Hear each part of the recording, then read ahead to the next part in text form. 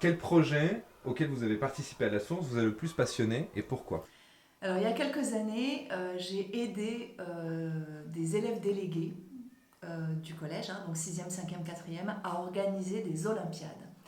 Et on a travaillé pendant 6 mois, on s'est vu toutes les semaines.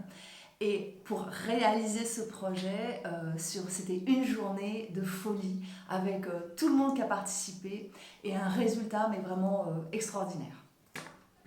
Le gros sujet, c'est l'évaluation. Et on a mis 10 ans à travailler sur l'évaluation et mettre en place l'évaluation par compétences au niveau 2. Donc les couleurs, c'est ça?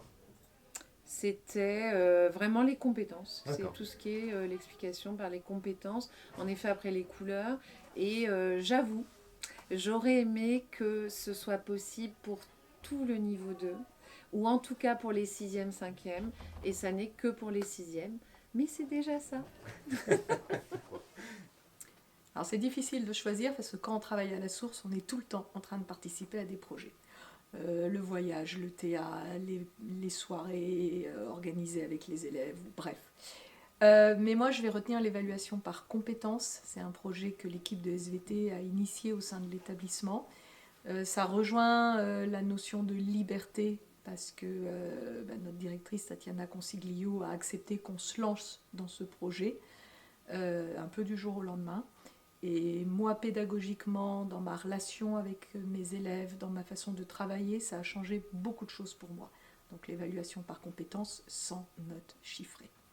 Ah, mais le dernier qui m'a bien passionné, c'est quand on est allé faire la biennale d'éducation nouvelle à Bruxelles.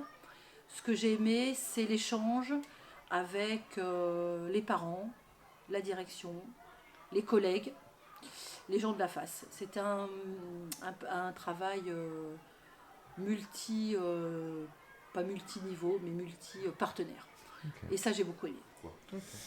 Alors l'un des projets, il y en a eu beaucoup, hein, mais l'un des projets qui m'a le plus passionné, c'était sans doute les projets solidaires qui ont eu lieu au Pérou, auxquels j'ai eu la chance de participer 2 fois. Ce sont des projets qui m'ont passionnée parce qu'il y a un véritable engagement des élèves qui sont vraiment acteurs de ce voyage, même s'ils ne le préparent pas eux-mêmes. Ils ont une démarche vraiment d'engagement du début jusqu'à la fin de l'année. Et il y a une démarche solidaire qui est intéressante puisque ces projets ont pour vocation d'aider des écoles et des familles sur place. Bien sûr qu'on va loin et c'est important de voir autre chose aussi. Et le fait de pouvoir faire découvrir ça aux élèves, ces cultures lointaines, ces paysages complètement différents, dans un cadre scolaire, j'ai trouvé ça super parce que c'est une autre façon d'apprendre, c'est pas que le programme scolaire, c'est apprendre aussi autre chose sur le monde. Ce sont toujours les voyages, les échanges à l'extérieur avec des élèves. Je me rappelle bien les échanges internationaux qu'on a fait avec une enseignante que j'admire, et c'était Dani Cohen, et tous les voyages de classe qu'on fait, voilà, dans cette école. Là, je suis sur le projet, là actuellement en tant qu'éducatrice, et ben, j'ai la chance de pouvoir intervenir dans des classes au niveau de l'EPI, et en fait, du coup avec Laurent. Et on travaille sur tout ce qui est, on va dire, les addictions, tout ce qui est lié à la santé et au numérique. Et c'est super intéressant parce que ça nous permet d'échanger avec les enfants, de vraiment voir quel est leur point de vue et comment ils se positionnent par rapport, on va dire, à des faits de société, quoi.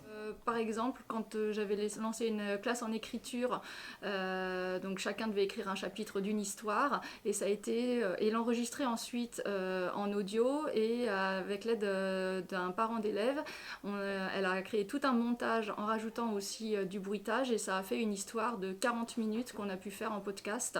Et la même expérience, cette fois en direct auprès d'élèves, cette fois encore de CM1, lire des histoires au primaire ou les faire écouter, enfin qu'il y ait une production. C'est ce que j'apprécie beaucoup quand on peut voir les productions des élèves faites au sein de la classe. Ok. Tu fais allusion au court-métrage sur Médée que vous avez fait l'année dernière? Non, ça c'était avec les 3e, où là c'est vrai qu'ils avaient aussi écrit. Non, c'était écrire une nouvelle Odyssée en 6e quand j'étais enseignante en 6e. Ils devaient faire une nouvelle Odyssée par 2 groupes imposés et rédiger une histoire qui se tienne. celui qui m'a le plus intéressé, et d'une certaine manière peut-être dont je suis le plus fier, c'est peut-être le projet de la cour de récréation, de la refonte de la cour de récréation. Je trouve que c'est un projet exemplaire, non pas que obligatoirement la cour soit exceptionnelle, hein, mais exemplaire dans le sens où ça a pris beaucoup de temps, ça a été l'occasion d'un travail justement collectif, que ce soit avec des parents, que ce soit avec des enseignants, que ce soit avec les élèves à certains moments. Et puis aussi l'expérience de la rencontre de professionnels dans le domaine, dans des domaines qui me sont complètement étrangers. Et puis j'ai le sentiment quand même que l'idée que j'avais de la cour de récréation, ça fonctionne, quoi. C'est-à-dire quand je suis dans la cour de récréation, que je vois certains enfants, certaines activités qu'ils peuvent faire, je me dis, c'est ça que j'avais envie. Voilà. Alors moi, ça a été de faire la vidéo des 70 ans de la source.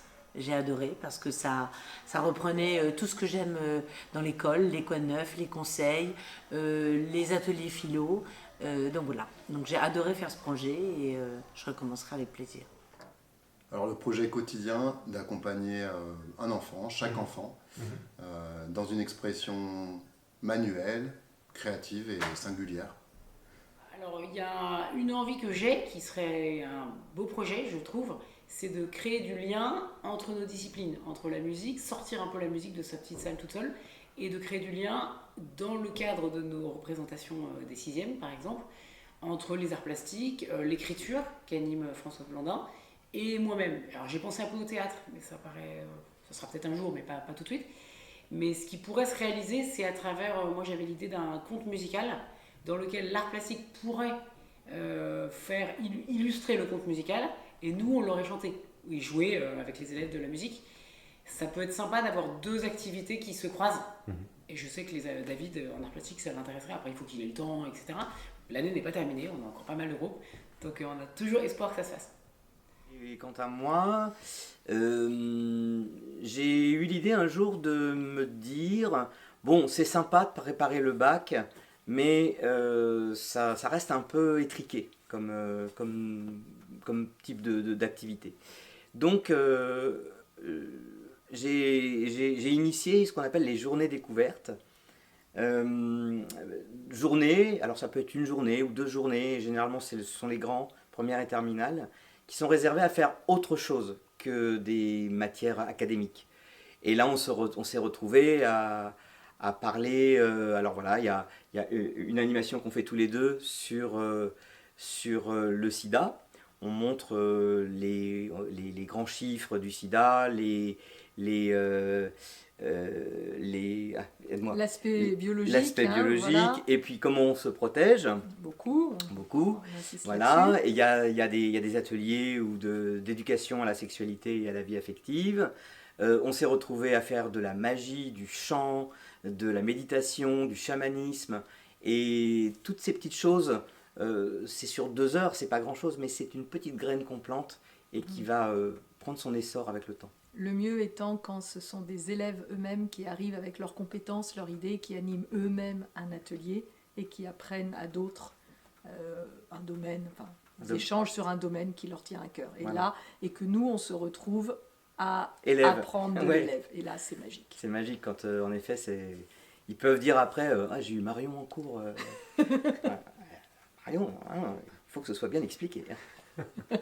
Plus récemment, on fait un projet que moi j'aime beaucoup, qui s'appelle La Source au cinéma, qui est pour tout un niveau de classe. C'est les classes de 3e, on projette un film le matin, et toute la journée, après, il y a des ateliers créatifs autour de ce film.